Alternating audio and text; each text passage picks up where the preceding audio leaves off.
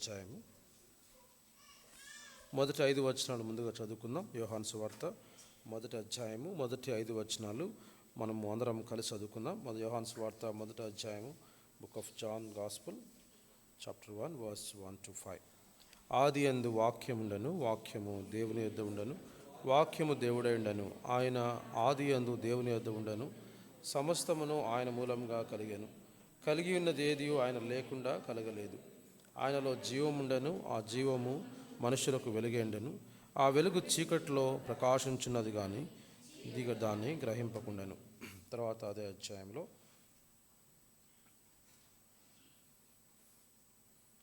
23వ వచనం నుంచి 27వ వచనం వరకు మనం కలిసి చదువుకుందాం. అందుకు అతడు, ప్రవక్త అయిన యెషయా చెప్పినట్టు, నేను ప్రభువు త్రోవ సరళం చేయడి అని అరణ్యంలో ఎలుగెత్తి చెప్పు ఒకని శబ్దం అని చెప్పాను. పంపబడిన వారు పరిసయ్యులకు చెందినవారు.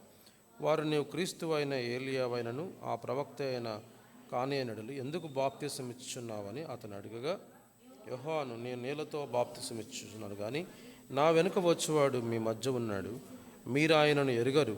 ఆయన చెప్పుల వారును విప్పుటకైనను నేను యోగ్యుడని కానని వారితో చెప్పాను. యోహాను బాప్తిసం ఇచ్చుటకు యోర్దాన్ నదిని ఆవనున్న బేతనియలో ఈ సంగతులు చెప్పాను. తర్వాత 29-30 వచనాలు కూడా కలిసి చదువుకుందాం. మర్నాడు యోహాను యేసు తన వద్దకు రాగా చూచి, ఇదిగో లోకపాపమును మోసుకొని పోవచ్చున్న దేవుని గొర్రెపిల్ల, నా వెనుక ఒక మనుషుడు వచ్చుచున్నాడు. ఆయన నాకంటే ప్రముఖుడు గనుక నాకంటే ముందరివాడానని నేను ఎన్ని గురించి చెప్పుతున్నో ఆయనే ఈయన. చాలు. ప్రభు యొక్క సహాయం నిమిత్తమై మనం మోకరించి ప్రభు వైపు చూసుకుందాం. ప్రేమగల మా ప్రియ పరలోకపు తండ్రి, పరిశుద్ధమైన ప్రభువా, ఈ యొక్క ఉదయకాల సమయంలో పరిశుద్ధ సన్నిధానంలో మేమందరం కలిసి సజీవులంగా తండ్రి మీరు ఇచ్చినటువంటి కృపను మేము కలిగి ఉంటూ నిన్ను స్తుతించడానికి, నిన్ను ఆరాధించడానికి మా హృదయాలను సిద్ధపరిచినందుకు వందనాలు, స్తోత్రాలు. కూడి వచ్చిన బిడ్డలందరిని బట్టి వందనాలు, స్తోత్రాలు. దేవా, మరి నేను ఆత్మతో సత్యంతో ఆరాధించుటకు నీ వాక్య వెలుగులో నాకు మా అందరికీ సహాయం దయచేయండి. రానైన వారిని త్వరపెట్టుకొని తీసుకొని రండి. దేవా, ఈ సమయం అంతా కూడా దేవా మరి మా ఆత్మీయ జీవితాలకు ఆశీర్వాదకరంగా మార్చండి. ప్రభా, మరి ఈ యొక్క తండ్రి, మరి ప్రభా సమస్తములకు ఆధారభూతుడు మీరే తండ్రి. మీరే మా పరమ తండ్రివి, మా యొక్క కాపరిగా మీరు ఉంటున్నారు. మీరు మమ్మల్ని పోషించండి దేవా. మరి నీ యొక్క వాక్యం ధ్యానించినట్టుగా మాకు కావాల్సినటువంటి ప్రభా జ్ఞానమును తెలివిని అనుగ్రహించండి. వాక్య ధ్యానంలో దేవా నిన్ను ఎరిగి నీ యొక్క వెలుగులో నేను ఎవరో తెలుసుకొని ఆరాధించుటకు మాకు సహాయం దయచు. అల్పుడు నా యజ్ఞను ఆ పాత్రుడైన సిలువుచాటు మరుగుపరుచుకొని నేను నోటి బూరగా వాడుకోవాల్సిందిగా వేడుకుంటాం. మాకు అవసరమైన లేఖన భాగములను మీ పరలోక సముఖం నుంచి అనుగ్రహించి ఘనత మహిమ మీరే ఆరోపించుకుంటున్నామని యేసు ప్రభువు వారి యొక్క శ్రేష్టమైన ఘనమైన నామములో ప్రార్థించి వేడుకుంటున్నాం తండ్రి, ఆమెన్.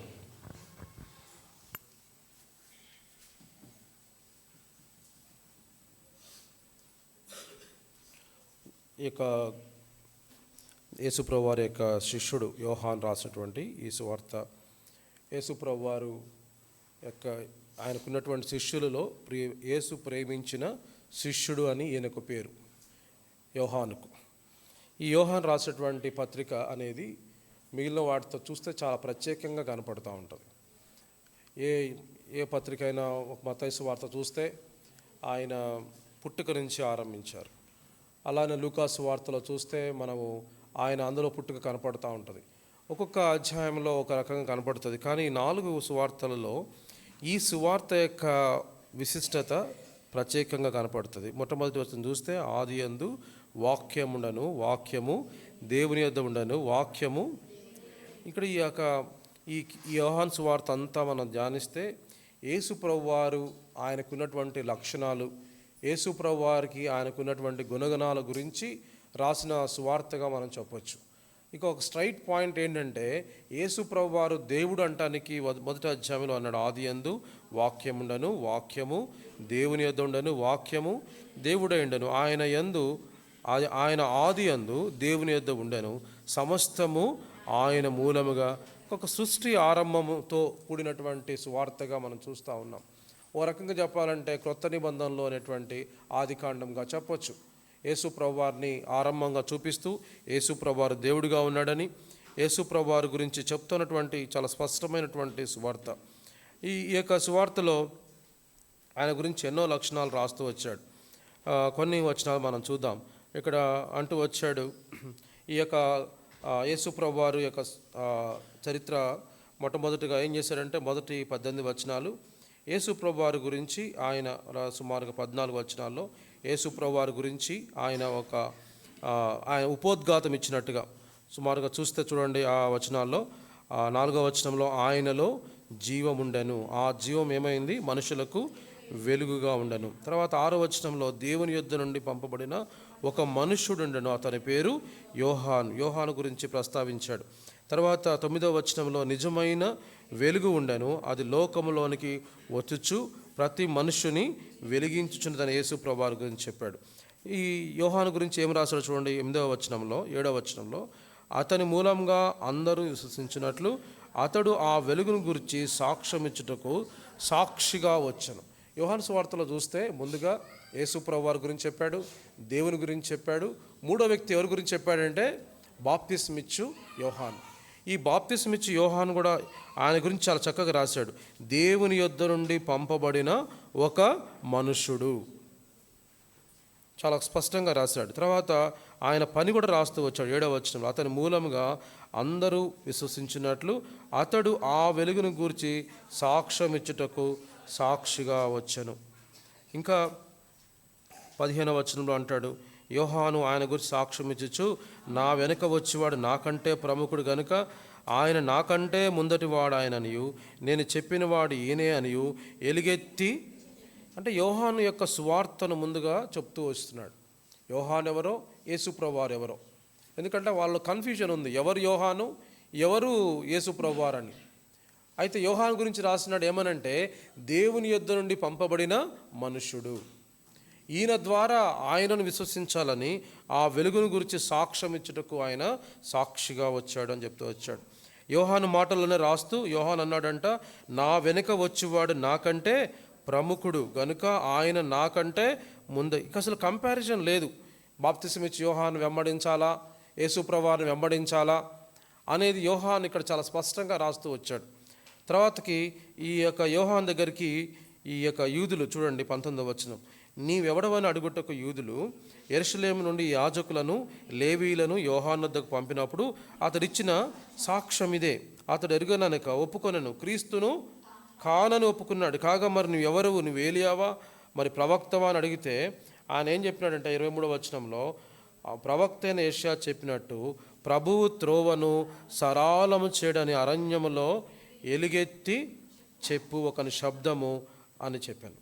చాలా క్లియర్గా చెప్తూ వచ్చినాడు. నేను యెషయా గ్రంథం రాసినట్లు త్రోవ సరాలము చేయడం అనేటువంటి శబ్దము యేసు ప్రభువారికి ముందుగా ఒక త్రోవను సిద్ధపరచడానికి ఆయన ఒక శబ్దముగా చెప్పుకుంటూ వచ్చాడు. నేను యేసు ప్రభువారిని కాను అని చెప్తాడు చాలా క్లియర్గా.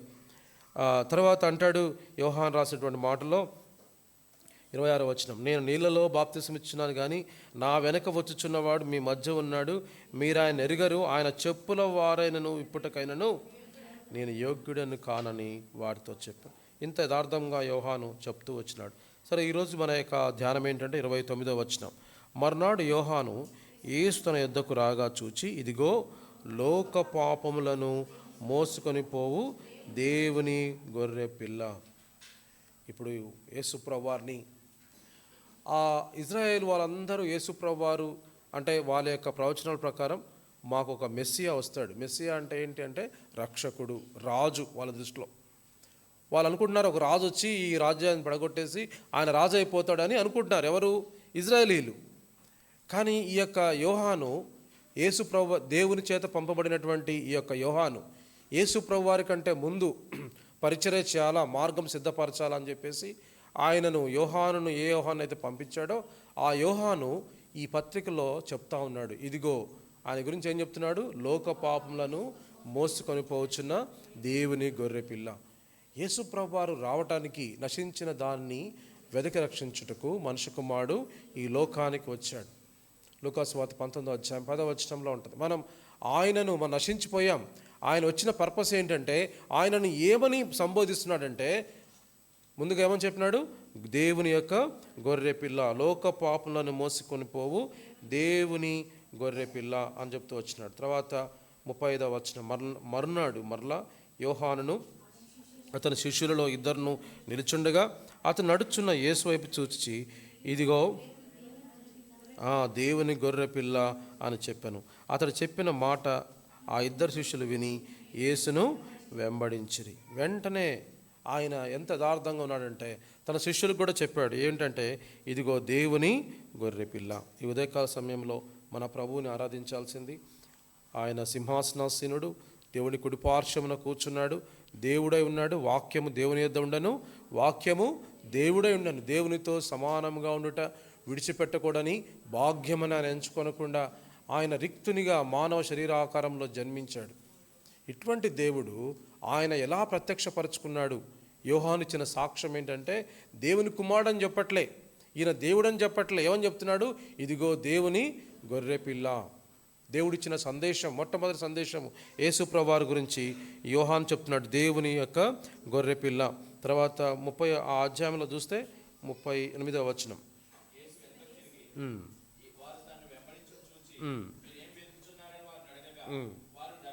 రబ్బీ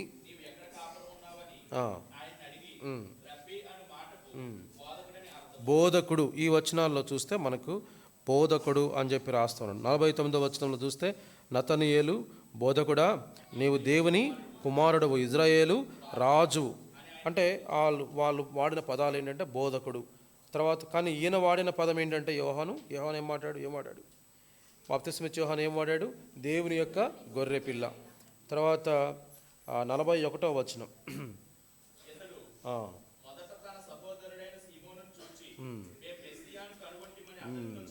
ఒకళ్ళు వాడారు అక్కడ రాశారు. ఎవరంటే యోహాను మాట 40వ వచనంలో ఆయన వెంబడించిన ఇద్దరిలో ఒకడు సీమోను పేతురు యొక్క సహోదరుడైన ఆంద్రేయ.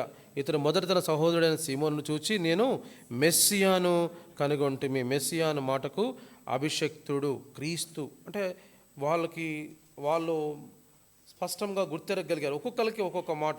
ఒకళ్ళు బోధకులను పిలిచారు, ఒకళ్ళు దేవుని గొర్రెపిల్ల అని పిలిచారు, ఇంకొకరు ఏం చెప్పారంటే మేము మెస్సియాను కనుగొన్న మటుకు చూసి 49వ వచనం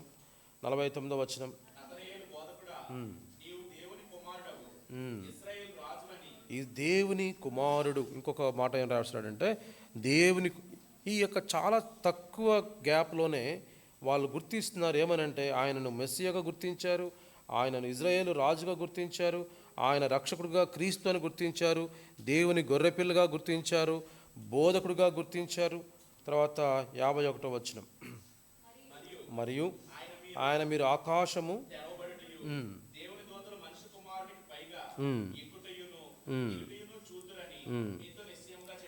దేవుని దూతలు మనుష్య కుమారుడు, యేసుప్రభువు చెప్తున్నాడు ఆయన గురించి చెప్తున్నాడంటే మనుష్య కుమారునికి పైగా, మనుష్య కుమారుడు, సన్ ఆఫ్ మ్యాన్.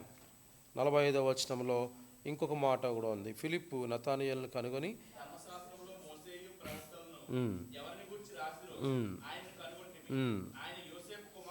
ఆయన యోసేపు కుమారుడైన నజరేయుడగు యేసు. ఆయనకి ఇంకొక పేరు ఏం పెట్టారంటే నజరేయుడగు యేసు, దేవుని యొక్క గొర్రె పిల్లగా. అనేక మాటువంటి ఈ వచనాల్లోనే బోధకుడు అని, మెస్సియా అని, దేవుని కుమారుడని, ఇజ్రాయేలు రాజు అని, మనిషి కుమారుడని, నజరేతు వాడైనటువంటి యేసు అనే అనేక పదాలు మనము ఈ యొక్క యోహాను సువార్తలో మనం చూస్తూ వస్తున్నాం. ఈ యొక్క మొట్టమొదటి అంశం ఏంటంటే దేవుని గొర్రె పిల్ల. ఎందుకు ఈ పదం వాడుతూ వచ్చాడు? దేవుని గొర్రె పిల్ల. యేసు ప్రభువారు ప్రియులారా, ఆయన ఈ లోకానికి రావటానికి ఉద్దేశం మనందరి కోసం ఒక గొర్రె పిల్ల వలె వధించబడాలని. ఆ దినాల్లో అంటే పాత నిబంధనలో వారికి ఉన్నటువంటి ఆధారం పాత నిబంధన ధర్మశాస్త్రంలో ఉన్నటువంటి వారికి ఉన్నటువంటి ఆచారాల ప్రకారం చూడండి. నిర్గమకాండము 29వ అధ్యాయం. పాత నిబంధనలో చూస్తే నిర్గమకాండము 29వ అధ్యాయము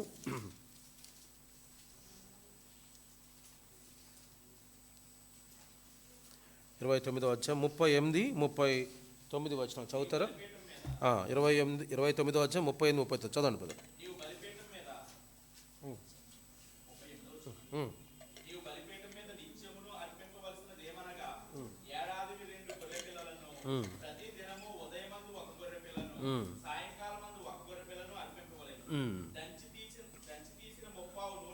చాలు బద. నువ్వు బలిపీఠం మీద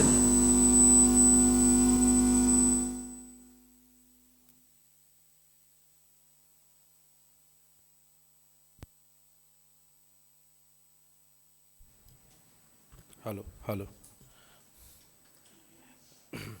ఇక్కడ చెప్తా ఉన్నాడు, బలిపీఠం మీద నిత్యము అర్పించవలసింది అనగా ఏడాదివి 2 గొర్రె పిల్లలను, ప్రతి దినము ఉదయమందు 1 గొర్రె పిల్లను, సాయంకాలం మందు 1 గొర్రె పిల్లను. వాళ్ళ పాపాలకు ప్రాయశ్చిత్తంగా ఈ గొర్రె పిల్లను అర్పించాలని వాళ్ళకి ఇచ్చినటువంటి కట్టడిగా మనం చూస్తూ ఉన్నాం. అక్కడ ఎప్పుడైతే చూడండి 44వ వచనం,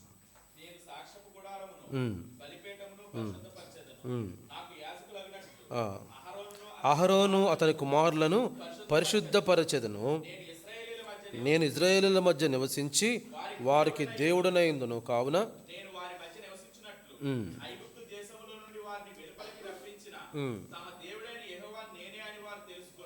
నేనే వారిని వెలిపించినటువంటి దేవుడను, నేనే దేవుడైన యెహోవాను నేనే అని వారు తెలుసుకొందురు. నేను వారి దేవుడైన యెహోవా, నేను వారి మధ్య నివసించినట్లు. ఎందుకు ఆయన నివసించాలని ఏం చేశాడు? ఐగుప్తు దేశంలో నుండి వెలుపలకు. ఎక్కడ నివసించాలని? వాళ్ళు నివసించాలంటే ఎక్కడి నుంచి బయటికి రావాలి? వాళ్ళు ఐగుప్తు దేశంలో నుండి వారిని వెలుపలకు రప్పించిన తమ దేవుడైన యెహోవాను నేనే. ఈరోజు మనల్ని దేవుడు ఏర్పాటు చేసుకున్నాడు. దేవుడు ఏర్పాటు చేసుకున్నప్పుడు ఐగుప్తులో ఆయన వారిని మధ్యలో నివసించలే, ఆయన వారిని ప్రాణంలో ఉన్నాడు. కానీ దేవుని యొక్క అంతిమ ఉద్దేశం ఏంటంటే ఐగుప్తులో నుంచి వారిని వెలుపలకు రప్పించి తాను ఒక వాగ్దాన దేశంలో వారిని తీసుకొని వచ్చి వారిని తోడుకొని వచ్చి వారి మధ్యలో ఏం చేయాలి? ఆయన నివాసం ఉండాలి. ఇంకా ముందు వచనం చదివితే చూడండి, అక్కడే 44వ వచనం, నేను సాక్షపు గుడారమును బలిపీఠమును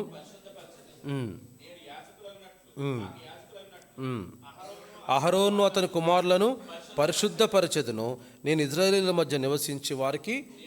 ఇప్పుడు అక్కడ మనం ఈ 3 వచనాలు కలిపి చూసుకుంటే ఏంటంటే ముఖ్య ఉద్దేశం అంటే అల్టిమేట్ గోల్ ఏంటంటే దేవుడు వారి మధ్యలో ఏం చేయాలా?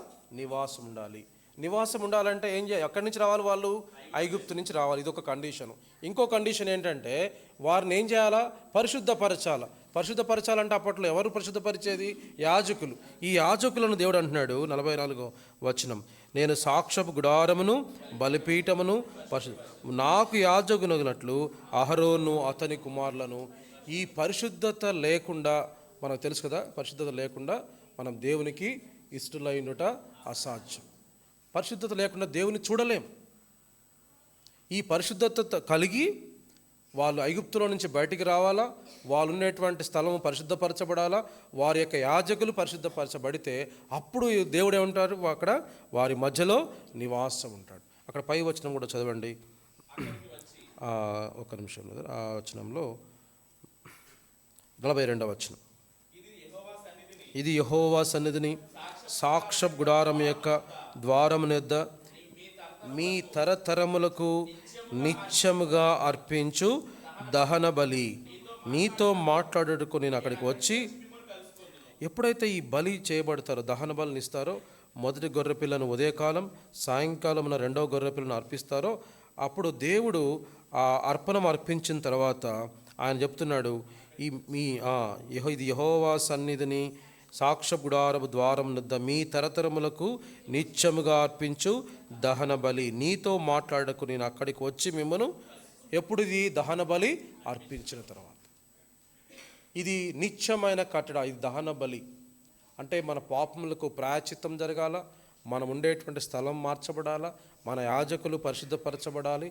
ఇవన్నీ అయిన తర్వాత దేవుడు మనతో ఆయన మాట్లాడతాడు, ఆయన మనతో నివాసం ఉంటాడు.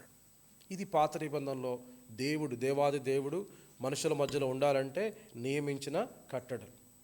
ఇప్పుడు కొత్త నిబంధనలో ఇగో ఉదయం 1 గొర్రెపిల్ల, సాయంత్రం 1 గొర్రెపిల్ల కాదు, ఆయన ఇదిగో లోక పాపములను మోసుకొని పోవచ్చున్న దేవుని గొర్రెపిల్ల. ఈయన రక్తం చూడండి, హెబ్రీ రాసినటువంటి పత్రిక, హెబ్రీ పత్రిక 9వ అధ్యాయము, హెబ్రీ పత్రిక 9వ అధ్యాయం 12వ వచనం, మేకల యొక్కయు కోడల యొక్కయు రక్తంతో కాక తన స్వరక్తముతో ఒక్కసారే పరిశుద్ధ స్థలములో ప్రవేశించను. ఏలయనగా మేకల యొక్కయు ఎడ్ల యొక్కయు రక్తమును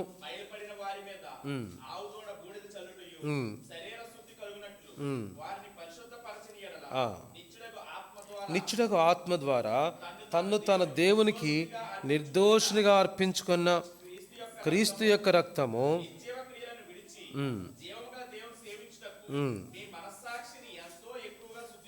15 అందరం చదువుకుందాం. 15వ వచనం. ఈ హేతువు చేత మొదటి నిబంధన కాలంలో జరిగిన అపరాధముల నుండి విమోచనం కలుగుటకై ఆయన మరణము పొందినందున పిలువబడిన వారు నిత్యమైన స్వాస్థ్యమును గురించిన వాగ్దానము పొంద నిమిత్తము ఆయన క్రొత్త నిబంధనకు మధ్యవర్తి. పిలువబడిన వారు నిత్యమైన స్వాస్థ్యము. పాత నిబంధనలో పిలువబడినటువంటి వారు, ఏర్పరచబడినటువంటి ఇజ్రాయేలీలు కనాను అనేటువంటి స్వాస్థ్యాన్ని పొందారు. కానీ కొత్త నిబంధనలో వాళ్ళు పిలువబడిన వారు నిత్యమైన స్వాస్థ్యం. మనకు టెంపరీ కాదు కదా. ఇజ్రాయేల్ ఇప్పటికీ ఎన్ని వార్సో, ఎన్ని ఇబ్బందులు, ఎన్నో ఆటంకాలు, వాళ్ళకు నిత్యంగా ఎప్పుడూ వారికి ఇన్సెక్యూరిటీ. ఎంతో టెక్నాలజీ డెవలప్ అయింది, దేవుడు కాపాడుతున్నాడు కాబట్టి ఆ కంట్రీ ఉంది. లేకపోతే వేరే కంట్రీ అయితే అంత డబ్బులు దాని మీద వెచ్చించి అంత సెక్యూరిటీ మీద చేయాలంటే చాలా కష్టమైన పని. వాళ్ళకి ఇచ్చిన స్వాస్థ్యం అలాంటిది, కానీ మనకిచ్చిన స్వాస్థ్యం ఎలాంటిది? నిత్యమైన స్వాస్థ్యం. మన స్వాస్థ్యం ఈలోక సంబంధమైనది కాదు. ఇది ఎటువంటి స్వాస్థ్యము? నిత్యమైన స్వాస్థ్యం. ఈ స్వాస్థ్యం మనకి ఇవ్వాలని క్రొత్త నిబంధనలో మనల్ని పరిశుద్ధపరచాలని, మనలను మన మధ్యలో ఆయన నివసించాలని మనకు ఒక గొర్రె పిల్లగా అక్కడ రాస్తూ వచ్చినాడు 14వ వచనంలో. నిత్యుడగు ఆత్మ ద్వారా తన్ను తానే దేవునికి నిర్దోషిగా అర్పించుకున్న క్రీస్తు యొక్క రక్తము. ప్రియులారా, దేవుడు ఒక జనాలను ఏర్పాటు చేసుకున్నాడు.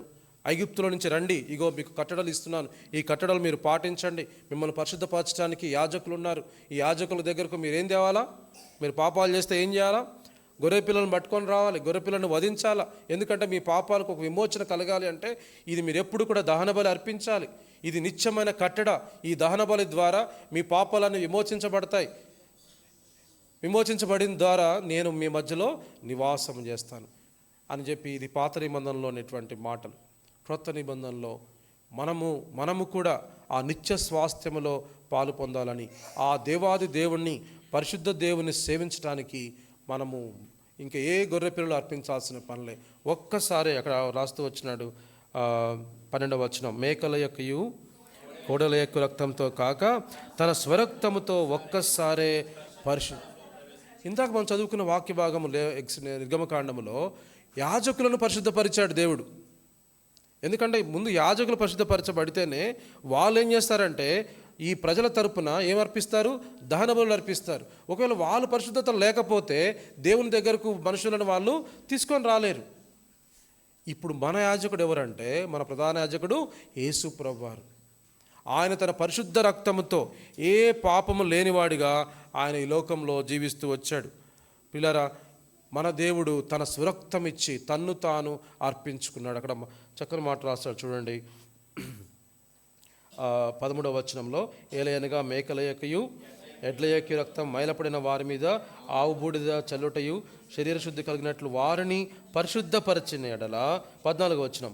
నిత్యుడగు ఆత్మ ద్వారా తన్ను తాను దేవునికి నిర్దోషినిగా అర్పించుకొనిన క్రీస్తు యొక్క రక్తం. నిత్యుడగు ఆత్మ ద్వారా తన్ను తాను దేవునికి నిర్దోషినిగా అర్పించుకున్న క్రీస్తు యొక్క రక్తము నిర్జీవ క్రియలను విడిచి జీవము గల దేవుని సేవించుటకు మీ మనస్సాక్షిని ఇప్పుడు ప్రభువుని సేవిస్తున్నాం. జీవం గల దేవుని, పరిశుద్ధుడైన దేవుణ్ణి సేవించడానికి మన యొక్క జీవితంలో ఏ మంచి లేదు. ఇంత పరిశుద్ధ దేవుణ్ణి ఆ మోషే ఆ కొండ మీద ప్రత్యక్షమైనప్పుడు ఆయన ఎలా ప్రత్యక్షమయ్యాడు? మండుచున్న పొద. మోషే, ఇది ఏంటిది? ఈ స్థలము పరిశుద్ధ స్థలం, నీ చెప్పులు విడవమన్నాడు. ఆయన దుష్టత్వం చూడలేనటువంటివి ఆయన కనులు. మరి మనమైతే నిత్యముగా చూస్తే మనం ఏర్పరచబడిన వారం కాదు, దేవుని ప్రజలం కాదు. మనము స్వతహాగా ఏ భేదము లేదు, అందరూ పాపము చేసి దేవుడిని గ్రహించు మహిమను పొందలేకపోవచ్చు. మన శరీరంలో ప్రతి అవయవం పాపమే. మరి అలాంటి దేవుడు మనల్ని ఏర్పాటు చేసుకోవటం అది చాలా ఆశ్చర్యకరం. మనలాంటి పాపులను ఏర్పాటు చేసుకోవటం. ఆయన ముందుగా ఎరిగాడు. జగత్తు పునాది వేయబడక మునిపే క్రీస్తులో ఆయన ప్రేమ చేత క్రీస్తులో ఆయన మనల్ని ఏం చేశాడు? ఏర్పాటు చేసుకున్నాడు. ఎవరిని సేవించాలని? పరిశుద్ధ దేవుని. ఈరోజు నువ్వు నేను సేవించేది మామూలు వాళ్ళని కాదు. ఎవరిని? ఈ పరిశుద్ధ దేవుణ్ణి. వాళ్ళు ఎంతో పాత నిబంధనకు మనమైతే ఒక్కోసారి క్యాజువల్గా తీసుకుంటాం బల దగ్గరకు వచ్చినప్పుడు, కానీ మనం మనం మనం క్వైట్ టైం చేసుకున్నప్పుడు, కానీ వాళ్ళు ఎంత గడగడ వణుకుతూ సేవించారు. ఆయనకు ఒక సపరేట్ గుడారం ఉండేది. ఏడాదికి ఒక్కసారి ప్రధాన యాజకుడు చాలా జాగ్రత్తతోటి నడుముకు ఒక తాడు కట్టుకొని ఆయన దగ్గరకు వెళ్ళేవాళ్ళు. అతి పరిశుద్ధ స్థలంలో దేవుడు ఉండేవాళ్ళు. అక్కడ ఎవరు పోవడానికి కూడా ధైర్యం చేయలేరు.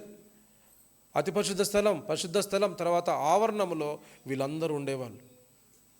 దేవుని సమీపించలేనటువంటి అంత స్థితి, అంత వాళ్ళు అంత నిష్టగా ఉండి అంతగా వాళ్ళు దహన బలులు అర్పించి వాళ్ళ పాపాలన్నిటికీ గొర్రెపిల్లలు అర్పించినా వాళ్ళు ఎక్కడ ఉండాలా? ఆవరణ. పరిశుద్ధ స్థలంలోకి రావచ్చా? ప్రమోషన్ ఏమైనా ఇవ్వచ్చా? లేదు. నువ్వు ఎంత చేసినా ఎక్కడ ఉండాలా? ఆవరణంలోనే ఉండాలి. ఆయన ఆవరణంలో ఉన్నట్టుకు ఏర్పరచుకున్నవాడు ధన్యుడు అంటాడు కీర్తన గ్రంథం. ఆయన ఆవరణంలో కూడా రావడానికి మనకు యోగ్యత లేదు. దావీదు అంటాడు, నీ యొక్క మందిరంలో ద్వారపాలకునిగా ఉన్నట్టుకు అది గొప్ప ఆశీర్వాదం అంటాడు. పిల్లరా, అయితే ఈ దేవాది దేవుడు తన కొత్త నిబంధన ద్వారా మనందరం ఏ స్థలంలో ఉన్నాం? అతి పరిశుద్ధ స్థలం కూడా కాదు, అతి పరిశుద్ధ స్థలంలో మన మధ్యలో దేవుడు ఏం చేస్తున్నాడు? నివాసం ఉంటున్నాడు. ఇదిగో వారి మధ్య నేను నివాసముందును, నేను వారికి దేవుడినైందును, వారు నాకు ప్రజలై ఉంటారు. ఇది నిత్యమైన కట్టడ, నిత్యమైన స్వాస్థ్యము. ఇది ఎన్నటికీ మారని స్వాస్థ్యం. ఇది నిత్యమైన స్వాస్థ్యం, ఇది నిత్యమైన కట్టడ. ఇక దీంట్లో మార్పు లేదు. ఎందుకంటే ఒక్కసారే ఈ మేకల యొక్క కొడల యొక్క రక్తము ఇవ్వనటువంటి ఈ గొప్ప విడుదల, విమోచన ఆ నిత్యుడైన ఆత్మ ద్వారా ఆ పరిశుద్ధ దేవుడు, ఏ పాపము ఎరుగని దేవుడు, ఆ గొర్రెపిల్ల తనకు తానుగా మనందరి కోసము ఒక్కసారి అర్పించుకుంది. అక్కడ రాసిన చాలా ప్రాముఖ్యమైన మాట 14వ వచనం అందరం కలిసి చదువుకుందామా? నిత్యుడగు ఆత్మ ద్వారా తన్ను తాను దేవునికి నిర్దోషినిగా అర్పించుకున్న క్రీస్తు యొక్క రక్తము నిర్జీవ క్రియలను విడిచి దేవుని సేవించుటకు మీ మనసాక్షిని ఎంతో ఎక్కువగా, బయట కాదు, బయట శుద్ధి చేయడం కాదు, ఎక్కడ శుద్ధి చేస్తుంది? మన మనసాక్షిని. నిర్జీవ క్రియలను విడిచి దేవుని, ఏ దేవుడు? పరిశుద్ధ దేవుడు, సమీపింపరాని తేజస్సులో నివసిస్తున్నటువంటి దేవుడు. ఈరోజు ప్రభువుని, అంత గొప్ప దేవుణ్ణి, ఆయన నిత్యత్వంలో ఉన్నటువంటి దేవుడు, ఆయన యొక్క దృష్టి, ఆయన యొక్క కనులు అక్కడ చూసిన అగ్ని జ్వాలల వలె ఉంటాయని చెప్పి రాస్తూ వచ్చాడు. అటువంటి జ్వాలామడినటువంటి దేవుణ్ణి మనందరం ఏం చేస్తున్నాం? సేవిస్తున్నాం. ఎలా సేవిస్తున్నాం? ఏ విధంగా సేవించగలుగుతున్నాం?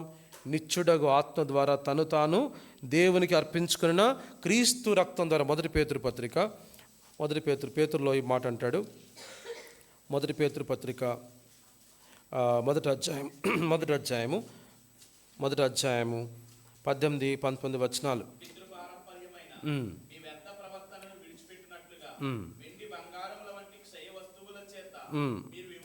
విమోచింపబడలేదు కానీ అమూల్యమైన రక్తం చేత, అనగా నిర్దోషమును గొర్రెపిల్ల వంటి క్రీస్తు రక్తము చేత మనము ఈ వ్యర్థ ప్రవాహం విడిచిపెట్టడానికి మనల్ని విమోచించింది క్షయవస్తువులతో కాదు, కానీ అమూల్యమైన రక్తమును, అనగా నిర్దోషమును నిష్కలంకమునైన గొర్రెపిల్ల వంటి క్రీస్తు రక్తము చేత విమోచింపబడితిరని మీరు ఎరుగురు. 14వ వచనం 16వ వచనంలో అంటాడు, నేను పరిశుద్ధుడనైనా గనుక మీరును పరిశుద్ధులైనడని వ్రాయబడి ఉన్నది కాగా, మీరు విధేయులకు పిల్లలై మీ పూర్వపు అజ్ఞాన దశలో మీకుండిన ఆశలను అనుసరించి ప్రవర్తింపక, మిమ్మల్ని పిలిచిన వాడు పరిశుద్ధుడైన ప్రకారము మీరును సమస్త ప్రవర్తన యందు పరిశుద్ధులైనడు. సమస్త ప్రవర్తనలో పరిశుద్ధులంగా ఉండాలని దేవుడు ఆయన అమూల్యమైనటువంటి, నిర్దోషమును నిష్కలంకమైనటువంటి ఏ రక్తము? గొర్రెపిల్ల వంటి క్రీస్తు రక్తం. ఆయనను సేవించాలని, ఈ యొక్క పితృపారంపర్యమైనటువంటి ఈ క్రియలు, నిర్జీవ క్రియలు విడిచిపెట్టాలని. ఇంకొక మాట ఆ తర్వాత వచనంలో అంటాడు, 17వ వచనంలో,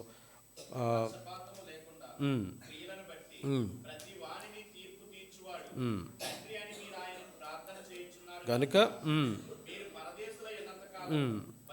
భయముతో భయముతో వణుకుతో మన దేవుణ్ణి, మన నిర్జీవ క్రియలను విడిచిపెట్టి మనం దేవుణ్ణి సేవించడానికి, తన క్రీస్తు రక్తం ద్వారా మనము ఆయనను సేవించడానికి దేవుడు మనల్ని నడిపిస్తున్నందుకు మనము స్తుతించాలి, ఆరాధించాలి. అనుదినము వ్యక్తిగతంగా మనం ప్రభువుని సేవిస్తున్నాం. ఇటు గొప్ప దేవుని సేవించడానికి గొర్రెపిల్ల వంటి నిష్కలంకమైనటువంటి అమూల్యమైనటువంటి క్రీస్తు రక్తము చేత మనం కడగబడ్డాం. అందుకని రాసినాడు, ఇదిగో లోక పాపులను మోసుకొని పోవచ్చున్న దేవుని గొర్రెపిల్ల. అది గొర్రెపిల్లగా వచ్చింది. యేసుప్రభువు వారు గొర్రెపిల్లగా వచ్చారు. ఈ గొర్రెపిల్ల రక్తము ఈరోజు మనందరినీ, ఇక్కడ కూర్చున్న ప్రతి వ్యక్తి కూడా ఆ రక్తం చేత మనం ఏం చేయబడ్డాం? కడగబడ్డాం. కడగబడి నిర్జీవ క్రియలను విడిచి దేవుణ్ణి సేవిస్తూ ఉన్నాం. మనం పరీక్షించుకుంటున్నాం. ప్రభు రక్తంలో ప్రభువుని మనం ఎలా సేవిస్తున్నాం? ఇంత గొప్ప ఆధిక్యత మనలో నివాసం ఉండడానికి, మీ శరీరము దేవునికి ఆలయమై ఉన్నారని మీరు ఎరుగరా అంటాడు. మనలో నివాసం ఉంటున్న దేవుణ్ణి సేవించడానికి ఈ ఇట్టి అమూల్యమైన గొర్రెపిల్ల వంటి క్రీస్తు రక్తము మన కోసం కార్చబడినప్పుడు మనము నిర్జీవ క్రియలను విడిచి ఆయనను సేవించుటకు మరి ఎక్కువగా హెబ్రీ పత్రిక 9వ వచనంలో, హెబ్రీ పత్రిక 9వ అధ్యాయము 14వ వచనంలో, నిర్జీవ క్రియలను విడిచి జీవము గల దేవుని సేవించుటకు మీ మనస్సాక్షిని మరింత ఎక్కువ, ప్రభువా మరింత ఎక్కువ శుద్ధి చేయటం, మరింతగా నేను సేవించటం, పాత నిబంధనలో వారు చేయలేనటువంటి ఆ యొక్క సేవను మరింత ఎక్కువగా శుద్ధీకరించబడుతూ నిన్ను మరింతగా సేవించుటకు మనల్ని ఏర్పాటు చేసుకున్నందుకు ఈ ప్రొవిజన్, ఈ యొక్క ఏమంటారో కానీ తెలుగులో, ఆ యొక్క ఆ పాసిబిలిటీ మనకి ఇచ్చాడు దేవుడు. ఆ అవకాశం ఇచ్చాడు. ఎవరి రక్తం ద్వారా? క్రీస్తు రక్తం ద్వారా. ఈరోజు ఏ గొర్రె పిల్లలు తేవాల్సిన పని లేదు, కానీ క్రీస్తు రక్తం అనేది మనకు రక్షణ ఇచ్చింది. అంతటితో అయిపోలే. రక్తం చేత కడగబడ్డాం, ప్రభువుని నమ్ముకున్నాం, మన పాపాలు కడుక్కున్నాం, అంతటితో అయిపోలే. కానీ ఇప్పుడు ఏం చేస్తున్నాం? నిర్జీవ క్రియలను విడిచి దేవుణ్ణి సేవించుటకు మీ మనసాక్షిని ఎంతో ఎక్కువగా శుద్ధి చేస్తాం. ప్రభువు శుద్ధి చేస్తున్నట్టు తన రక్తం ద్వారా. ఇంకా ముందుకు వెళ్దాం పిల్లలు. చూడండి, రోమాపత్రిక 6వ అధ్యాయం. ఎందుకు అసలు ఈ యొక్క రక్తము చిందించబడాలి? ఎందుకు రోమాపత్రిక 6వ అధ్యాయము, రోమాపత్రిక 6వ అధ్యాయము 23వ వచనం. పాపం వలన వచ్చి జీతము మరణం.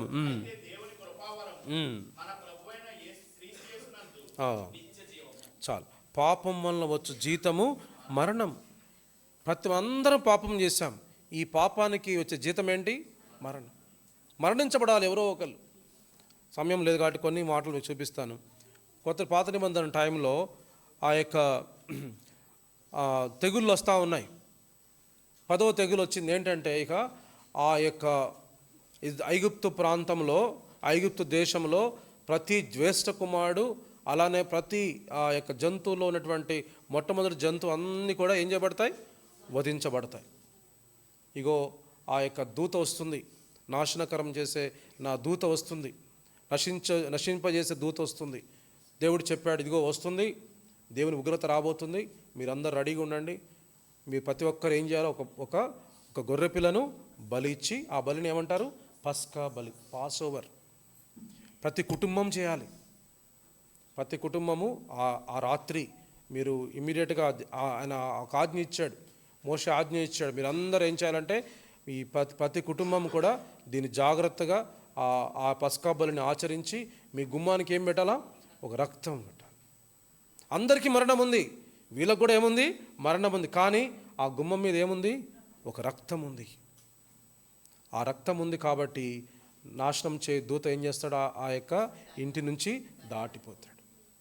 ఈరోజు నువ్వు నేను కూడా, అంటే యాక్చువల్గా ఆ రోజు నాశనకరమైన దూత ఆ దేశంలో అందరిని చంపేయాలి. కానీ ఒక్క కండిషన్ పెట్టాడు దేవుడు. ఏ ఇంటి ముందు గుమ్మం మీద రక్తము ఉంటుందో ఆ గృహాన్ని ఏం చేయాలా? దాటిపోవాలి. దేవుడు దాటిపోయాడు కాబట్టి ఆ దూత వారందరూ, ఇజ్రాయేల్ వారందరూ రక్షించబడ్డారు. దేనివల్ల? రక్తం వల్ల. ఎవరి రక్తము? పస్కా పశువును వధించారు. ఈరోజు మనందరము పాపం వల్ల వచ్చు జీతము మరణం. ఇక్కడ మరణం అందరం చనిపోవాల్సిందే, కానీ రెండవ మరణం ఉంది. రెండవ మరణం ఎవరైతే ప్రభువునందు విశ్వసించారో, ప్రభువుని నమ్ముకోరో, ప్రభువుని వెంబడించరో వారందరికీ యుగయుగాలు ఉండే నరకం ఉంది. అదే రెండవ మరణం. ఈ రెండవ మరణం తప్పించాలంటే మన పస్కా పశువు అయినటువంటి యేసు ప్రభువారి యొక్క రక్తము ఎక్కడ కడగబడాలా? మన హృదయం అనే గుమ్మములలో కడగబడాలి, మార్చేయబడాలా. అప్పుడు నశించు దూత, లేదంటే ఆ రెండవ మరణం, సాతాను యొక్క మరణము, రెండవ మరణంలో మనం ఏం చేస్తాం? మనము దాటించబడతాం. మనల్ని దాటిపోతాడు. కారణం ఏంటంటే మనం ఎవరి రక్తం చేత కడగబడ్డాం? క్రీస్తు రక్తం చేత కడగబడ్డాం. లేకపోతే మనందరము పాపం వల్ల వచ్చు జీతము మరణము. మనం ఆ మరణానికి మనం ఎవ్వరం కూడా ఎగ్జంప్షన్ కాదు. భౌతికమైన మరణం, మొదటి మరణం అందరికీ సంభవిస్తుంది. కానీ రెండవ మరణం మాత్రం యుగయుగాలు. యేసు ప్రభువారు ఇదిగో లోక పాపములను ఏం మోసుకెళ్తున్నాడు? గొర్రెపిల్లే కాదు, లోక పాపములను మోసుకొని పోచున్న దేవుడు. ఈ నీ పాపం నా పాపం మోసుకోవడానికి ఆయన దేవాది దేవుడు మానవ రూపంలో జన్మించి సిలువలో ఆయన అన్నాడు, నువ్వు మారు మాట పలకవా? పిలాతు అంటున్నాడు, నాకు వినిపించే అధికారం ఉంది, నువ్వు మాట్లాడు, వీళ్ళు నీ మీద చేసే ఆరోపణలకు జవాబు చెప్పు. ఆయన ఏ మాట బదులివ్వలే. ఆయన మౌనంగా ఉన్నాడు. వధకు సిద్ధపడినటువంటి గొర్రె పిల్లగా ఆయన మౌనంగా. యెషయా గ్రంథము 53వ అధ్యాయం. యెషయా గ్రంథము 53వ అధ్యాయం. యెషయా గ్రంథము 53వ అధ్యాయము 4వ వచనం చదవండమ్మా. నిశ్చయముగా భరించను, మన వ్యసనములను వహించను, ఆయనను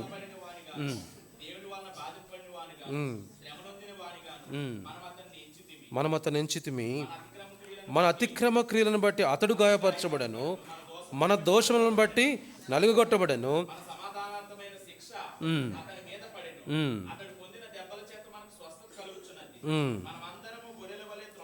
మనందరము గొర్రెల వలె త్రోవ తప్పితే మనలో ప్రతివాడు తనకిష్టమైన త్రోవకు తొలిగాను. యెహోవా మనందరి దోషమును అతని మీద. 7వ వచనం అందరం కలిసి చదువుకుందాం. అతడు దౌర్జన్యం నందినను, బాధింపబడిను, అతడు నోరు తెరవలేదు. వదకు తేబడు గొర్రెపిల్లయు, బొచ్చు కత్తిరించు అనేది గొర్రెయు మౌనంగా ఉన్నట్లు అతడు నోరు తెరవలేదు. అన్యాయపు తీర్పు నొందిన వాడే అతడు కొనిపోబడను. స్వరూపమైన సొగసైన లేనివాడు. ఇంత బాధ అవసరమా ప్రభుకి? ఇంత ఘోరమైనటువంటి శిలువ మరణాన్ని ఆయన అంగీకరించాడు, యాక్సెప్ట్ చేశాడు. కారణం ఏంటంటే ఆయన నిన్ను నన్ను ప్రేమిస్తూ ఉన్నాడు. లోక పాపములన్నిటినీ మోసుకొని పోతున్నాడు. ఆ గెత్సేమనే వనంలో ప్రార్థన చేస్తున్నాడు, ప్రభువా చిత్తమైతే ఈ గిన్నె నా యొద్ద నుండి తొలగించు, అయినను నా చిత్తం కాదు. ఇది ప్రభు చిత్తం. అందరి కోసం చనిపోవాలి, సిలువలో మరణించాలి, మారు మాట్లాడలే. గొర్రె పిల్లగా ఆయన మౌనం వహించాడు. మనందరి దోషము యెహోవా అతని మీద మోపాను. మనం త్రోవకు వచ్చినట్టు, మనకి ఇష్టం వచ్చినట్టు చేస్తున్నాం ఈ లోకంలో. వాళ్ళంతా అక్కడ సిలువలో అంటాడు, వీరేమి చేయుచున్నారో వీరెరుగరు గనుక వీరిని క్షమించుడి. ఎంత గొప్ప ప్రభువో కదా. ఆయన గురించి తెలుసుకున్నప్పుడు, ఆయన సువార్తను మనం తెలుసుకున్నప్పుడు చాలాసార్లు మనం అంగీకరించరు కొంతమంది. కానీ ఆయన చెప్తున్నాడు, వీరేమి చేయుచున్నారో వీరెరుగరు గనుక వీరిని మన యొక్క ఇగ్నోరెన్స్లోనే, మనం తెలియకుండా తరంలోనే మనం దేవుణ్ణి ద్వేషించినప్పుడే ఆయన మనల్ని ప్రేమించాడు. మనం ఏలైనగా మీరు శత్రువులమై ఉండగానే ఆయన మన కోసం ప్రాణం పెట్టాడు. ఎంత గొప్ప మనసో ప్రభుది. ఒక మంచివాని కోసం ఒక మంచివాడు ప్రాణం ఇస్తాడు, కానీ మనలాంటి పాపుల కోసం ఆయన దేవుని గొర్రెపిల్లగా పస్కా పశువుగా ఆయన వధించబడ్డాడు. స్వరూపమైనను సొగసైనను లేకుండా ఆయన మన కోసం అర్పించుకున్నాడు. మౌనముగా ఉన్నాడు, మౌనముగా వధించాడు. నోరు మాట బదులు మాట ఆయన పలకలే. కారణం ఏంటంటే తెలుసు, ఆయన మోస్తున్నటువంటి ఆ శిక్ష, ఆయన భరిస్తున్నటువంటి ఆ సిలువలో ఆయన వేలాడుతున్నప్పుడు, ఆ రక్తం కార్చబడుతున్నప్పుడు ఆయనకు తెలుసు ఇది ఆయన చేసేటువంటి ఒక బలి, దహన బలి, నిత్యమైన బలి. ప్రభు రక్తం కార్చబడాలి, ఆ కలువరి సిలువలో ఆయన మరణిస్తాడు అనేది వాస్తవము, మరణించాలనేది ఆయనకు తెలుసు. కాబట్టి ఆయన బదులు మాట్లాడలే. ఆయన చనిపోతూ కూడా పక్కనున్న దొంగను ఏం చేశాడు? నువ్వు నాతో కూడా ఈ దినాన నాతో పాటు పరదైసులో ఉంటావు. ప్రభువు రక్షించుకుంటూ ఆ పాపాన్ని కూడా ఆయన మోసాడు. ఈరోజు ప్రభువు నీ పాపము నా పాపాన్ని మోసాడు. మోసి ఆ కలవరశిలలో ఆయన బలైనాడు. మాట్లాడకుండా బలైనాడు. ఆయన గొర్రె పిల్లగా ఒక దహన బలిగా ఆయన అర్పించబడుతూ వచ్చాడు. తద్వారా నాశనకరమైన దూత మనల్ని దాటిపోయింది. మనందరం ఈ లోకంలో చనిపోతాం, కానీ మనకు ఒక నిరీక్షణ ఉంది. మన ప్రభువుతో పాటు యుగయుగాలు మనం ఉంటాం. రెండవ మరణము మనకు లేదు. ఎందుకంటే క్రీస్తు రక్తము మన కోసం చిందించబడింది. ఈ క్రీస్తు రక్తం ద్వారా మనం నిర్జీవ క్రియలను విడిచి మన దేవుణ్ణి ఎక్కువగా సేవిస్తున్నాం. ఈరోజు అంత గొప్ప దేవుని సేవించడానికి మన హృదయంలో ఆయన కాపురం ఉంటున్నాడు. మన హృదయంలో ఆయన నివాసం ఉంటున్నాడు. ఇదిగో మనుషుల మధ్య నేను నివాసం ఉంటాను. నిత్యమైన స్వాస్థ్యము. ఎవరు వెళ్తారు నిత్యమైన స్వాస్థ్యంలో కంటే? క్రీస్తు రక్తం చేత కడగబడిన వారు. ఇగో ఆ కొత్త నిబంధనలో ఆ ప్రకటన గ్రంథంలో రాయబడింది కదా, వధించబడుతున్న గొర్రెపిల్లకు స్తోత్రములు అని చెప్పి రాస్తూ వచ్చినారు. ఇదిగో క్రీస్తు రక్తం, ఆ గొర్రెపిల్ల రక్తం చేత విమోచించబడిన వారు ఉన్నారు చూడండి అని వారు స్తుతిస్తూ ఉన్నారు. ఈ ప్రభువుని మనం కలిగి మనం ఒక చివరి మాట చూసుకొని మనం ఆరాధనలోకి వెళ్దాం. 1 కొరింథీ పత్రిక 5వ అధ్యాయం. 1 కొరింథీ పత్రిక 5వ అధ్యాయం. 1 కొరింథీ పత్రిక 5వ అధ్యాయము 7వ వచనము అందరం కలిసి చదువుకుందాం. 1 కొరింథీ పత్రిక 5వ అధ్యాయము 7వ వచనం. మీరు పులిపిండి లేనివారు గనుక క్రొత్త ముద్ద ఒకటకై ఆ పాతదైన పులిపిండిని తీసి పారవేయడి. ఇంతేకాక క్రీస్తు అను మన పస్కా పశువు వధించబడ్డాడు. కాబట్టి ఏమంటున్నాడంటే, మీరు పులిసిన పిండి అంతటినీ తీసి పారేయండి. పితృపారంపరమైన వ్యర్థ ప్రవర్తనను విడిచిపెట్టండి. ఎందుకంటే మనం విమోచించబడింది క్షయవస్తువుల చేత కాదు, అమూల్యమును నిర్దోషమును నిష్కలంకమునైన క్రీస్తు రక్తం చేత విమోచించబడ్డాం. ఈ దేవుని తను తాను అర్పించుకున్నటువంటి ఆ నిర్దోష రక్తం చేత మనం నిర్జీవ క్రియలను విడిచి ఆ దేవుణ్ణి సేవించుటకు మన మనస్సాక్షిని మరింత ఎక్కువగా శుద్ధి చేస్తుంది. నేను పరిశుద్ధుడని అన్నాను కనుక మీరును పరిశుద్ధులై. ఇది ప్రభు యొక్క మనలో ఆయనకిచ్చిన ఆజ్ఞ. ఆ పరిశుద్ధ దేవుని సేవించడానికి ఇప్పుడు యాజకులు ఎవరు అవసరంలే. అప్పుడైతే యాజకులు కావాలా. అయ్యో నేను పాపం చేశాను, ఈరోజు గొర్రెను పట్టుకొని పోవాలా, ఆయన దగ్గరికి వెళ్ళి ప్రార్థన చేయించుకోవాలా అని ఆ దినాల్లో యాజకుని కనపరుచుకోవాలా. ఆయన మాత్రం అలా ఉంటాడా? ఆయన ఏం చేయాలి? ప్రతిదినం ఆయన ఏం చేయాలి? పరిశుద్ధపరచుకోవాలి. ముందు తన పాపాలకు బలి అర్పించి ఆ తర్వాత ఏం చేయాలా? ప్రజల పాపాలకు బలి అర్పించాలి. ఈరోజు నువ్వు నేను ప్రతి ఒక్కరం రాజులైన యాజక సమూహం. ఇక్కడ ఉన్నవారు అక్కడ వాళ్ళు అందరూ యాజకులమే. ప్రభువుని ఏం చేస్తున్నాం? సేవిస్తున్నాం. ఈ యాజకులంగా మనం ఏం తీసుకొస్తున్నాం? ప్రభువుకి బలి ఇస్తున్నాం. మనం ఒక బలి ఇస్తున్నాం. ఏంటో ఆ బలి తెలుసా? విరిగి నలిగిన మనస్సే దేవునికి ఇష్టమైన బలి. ఇంత గొప్ప దేవునికి లోబడే మనస్సు, ఇదే దేవునికి ఇచ్చే కానుక. బలు అర్పించడం కంటే మాట వినుట శ్రేష్టం అన్నాడు. ప్రభు మాట వింటూ ఈరోజు వచ్చాం. అనుదినం ఇక్కడ వింటాం కాదు, అనుదినం వింటూ, అనుదినము లోబడుతూ, ఇదిగో నువ్వు చేసే కొద్ది మాటలు చాలు. ఇది ప్రభువుకి ఇచ్చేటువంటి నిజమైనటువంటి అర్పణ. ఇది నిజమైనటువంటి ఆరాధన. మన ప్రభువు ఆయన తను తాను అర్పించుకొని నీకోసం అర్పణ ఇచ్చాడు. ఈ అర్పణను గుర్తించి ఈ రక్తం చేత కడగబడుతూ అనుదినము మనం ప్రభువుని సేవిస్తూ నిర్దోష క్రియలను విడిచిపెట్టి పితృపారంపర్యం విడిచిపెట్టి పులిసిన పిండిని తీసి పారేసి అనుదినం మనలో మనం పరీక్షించుకుంటూ పాపం నుంచి దూరంగా ఉంటూ ప్రత్యేకించి జీవిస్తూ నువ్వు ఇచ్చేటువంటి విరిగి నలిగిన మనసుతో చేసే కొద్ది మాటలు మనం వ్యక్తిగతంగా ఆరాధన చేయటం ఎంత అవసరమో సంఘముగా కూడా ఆయన ఆరాధనలకు యోగ్యుడు, పాత్రుడు. మన ఆరాధనకు పాత్రుడు ఆయన, యోగ్యుడు. ఆయనను ఏం చేయాలా? సంఘములో కూడా ఆరాధించాలి. సంఘములో కాదు, రేపు మనందరం కలిసి ఆ క్రొత్త ఆకాశం క్రొత్త భూమిలో పరలోకంలో అందరం బిగ్గరగా ఏం చేస్తాం? మన పని ఒకటే పని. ఇంకా ఏం పని? ఆరాధించటమే. వర్షిప్, డూ వర్షిప్, అంతే. ఇక మన లైఫే వర్షిప్. యాజకులు ఏం చేస్తారు తెలుసా? యాజకుల యొక్క మేజర్ పని ఏంటంటే అర్పణలు అర్పించాలా. ఎవరి అర్పణలు? ప్రజల యొక్క అర్పణ. ఈరోజు కొత్త నిబంధనలో నువ్వు నేను ఇంకే రక్తం చిందించాల్సిన పనిలే. మనందరి కోసము క్రీస్తు యొక్క రక్తము చిందించబడింది.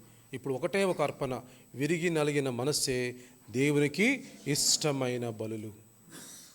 విరిగిన మనసుతో, యథార్థమైన మనసుతో, మనం ప్రభువుని సేవిస్తున్నటువంటి మనసుతో కొద్ది మాటలు మనం ప్రభువుని మనం ఆరాధించుకుందాం. ఈ విషయాన్ని జ్ఞాపకం చేసుకొని మనం ఆరాధనలోకి వెళ్దాం.